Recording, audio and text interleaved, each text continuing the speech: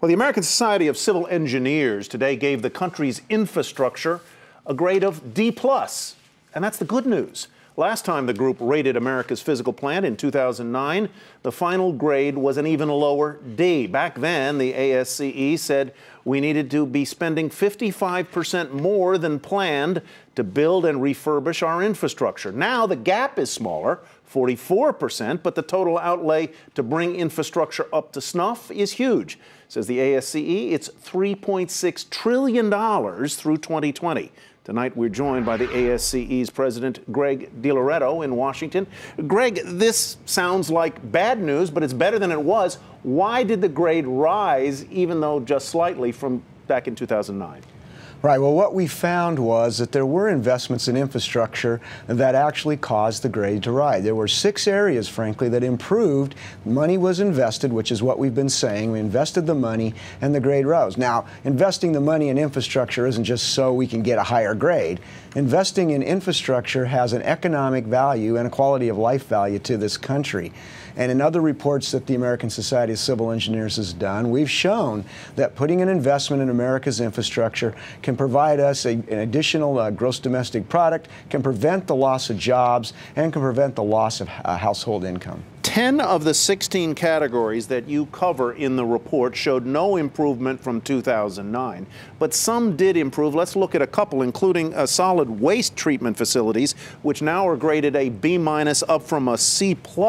That was the highest grade of any of the 16. Rail getting a C+, bridges a C+. What's going right there and not so right in other areas?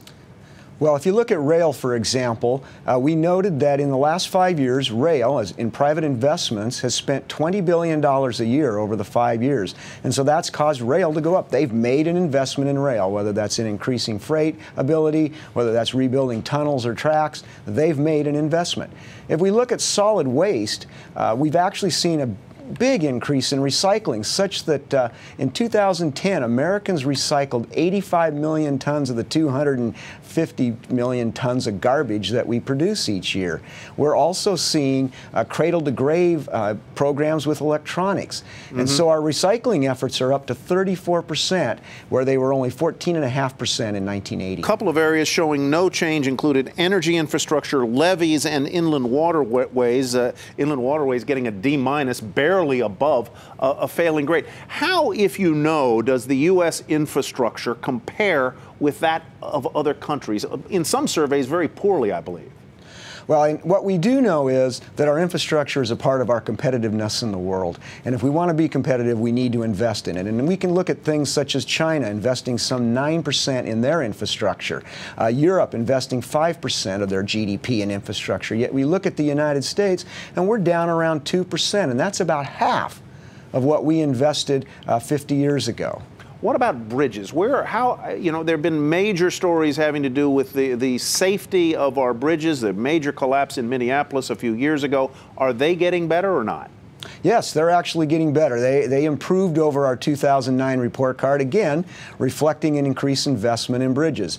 We're seeing that around the nation as local leaders step up and start replacing bridges that need to be replaced, that do maintenance on bridges, that actually are building new bridges to relieve congestion in America. Very quickly, where does private investment come in bridges and roads? Is that a way to take some of the pressure off of strained public budgets? Well, what we've looked at in our report and in other studies is that private investment is a partner with public investment, and they all have a role to play in making sure we have enough investment in infrastructure. And as I mentioned with rail, private investment was primarily the funding for our rail system in America.